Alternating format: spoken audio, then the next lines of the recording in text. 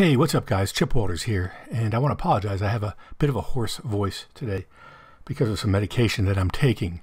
What I want to do here is I'm going to explain how to install the KitOps Free Edition, and then how to install the EEVEE Materials KPACK into the Free Edition, and then I want to go over loading it up and a little bit about how it works. One thing to note, if you have KitOps Pro, then you can use it instead of the KitOps Free, and what the Pro does, it gives you the ability to create your own material libraries as well. So let's get started.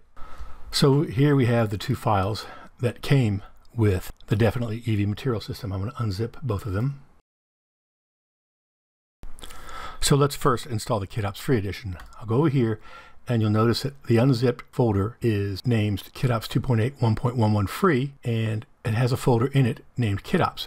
This is important. This is the name that you're going to want to use. So I'm going to take this and I'm going to copy it, and I'm actually going to go to my add-ons folder. My add-ons folder is located at Chip Walters, App Data, Roaming, Blender Foundation, Blender 2.8 Scripts, Add-ons.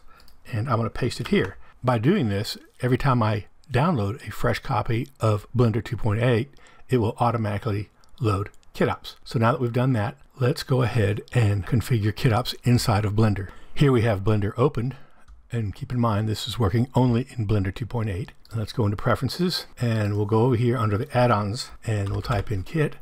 In our file path for our master folder KPACKS, we already have one automatically installed. It's actually in that KitOps folder. So let's take a quick look at that. So here in KitOps, here's the master folder. So this is one place where we can store all of these KPACKS. KitOps Free comes with 9 KPACKS, and each KPACK can have multiple inserts, and each insert has a thumbnail, and each insert has a blend file associated with it. So now we've done that, let's go ahead and save preferences. Okay, so now let's go ahead and take a quick tutorial through KitOps Lite. I hit the X button and delete the sphere. And over here, if we look, we have our KPACKS are listed right here. These are all the KPACKS that were in that master folder. And if we click on here, we're going to see what's in each one of these KPACKS. Keeping in mind that KPACKS Free doesn't have all of the inserts that you would get when you purchase KPACK Pro with the 300 inserts. So as I go through these, let's go ahead and look at some simple cutters. Let's just take this one right here, this trench part, and I'll select it. Now that it's selected, I'm going to have to select where I want to put it.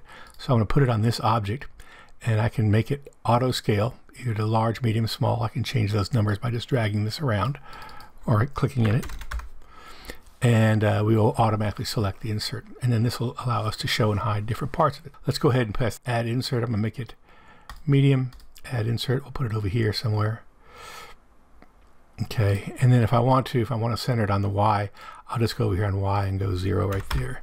Go back to my KitOps. Okay, and then I can of course stretch it if I want, scale it up, and you can see that that's it working.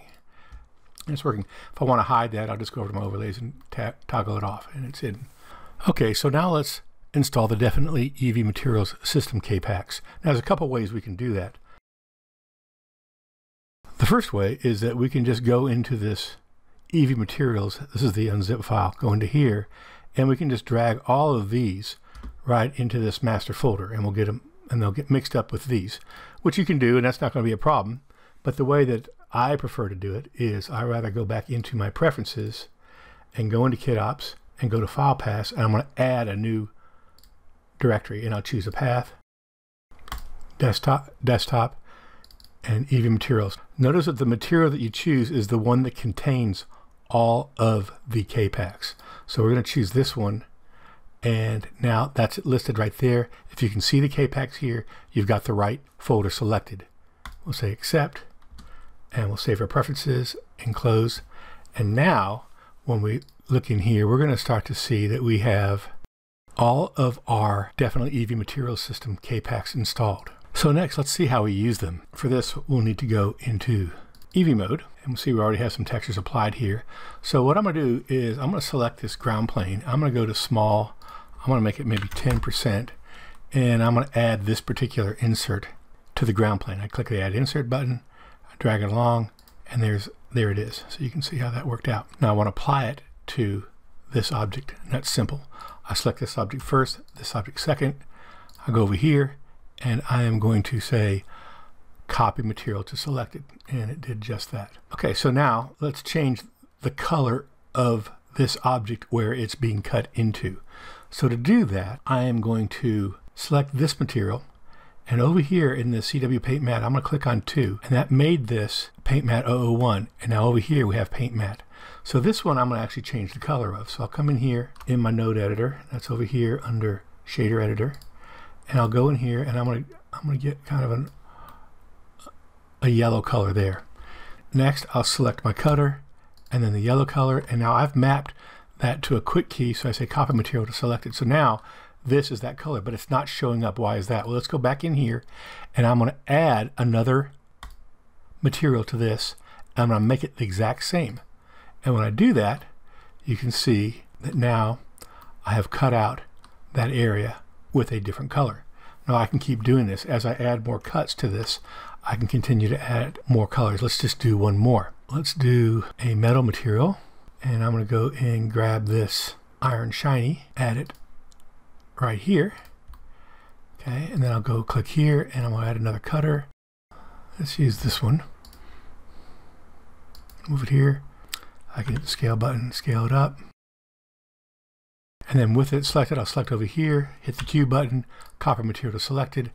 Now that we've added the CW Iron Shiny to this material, I'm going to go back into our original material. I'm going to add a new one, and we'll say CW, KW, CW Iron Shiny. And now we have that material added to that. Now if I want to make this a little more matte, and I can go in here, and then in here I can just adjust the roughness. We're going to get more into that later, but I can just adjust it up a little bit like that so you can see what's going on. I leave these here so I can quickly get to my palette of materials. When I'm done, I'll go ahead and delete them. I can also zoom in and look at these materials and adjust them on the fly as well.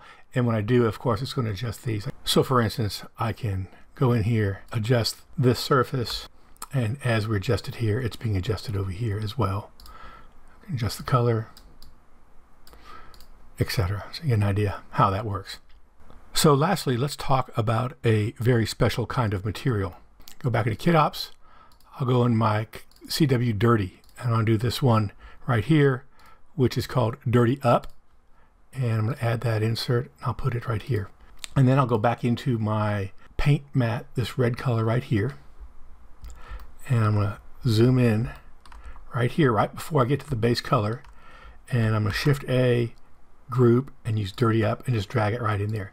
And when I do, you'll see what we just did is we added a lot of dirt to this particular object. And we even add ambient occlusion shading as well. It actually wouldn't work in the yellow because we'll have to add it separately for the yellow and separately for the metal. But we have a lot of different settings. We can choose to add how much dirt or how little we want to. Right here, holding the Shift key down, we'll drag that a little smaller. And we can also set how high the dirt comes up. Again, hold the Shift key down. We'll change that. So that's really kind of a nice tool for adding aging and dirty effects to any of the Definitely EEVEE materials. In fact, you can use that with any material inside of EEVEE. So that should do it for a quick overview of how to install Kit Ops Free along with the Definitely EEVEE material system, and a couple tips on how to use it. We're going to have a more in-depth tutorial on how to use it in the second tutorial.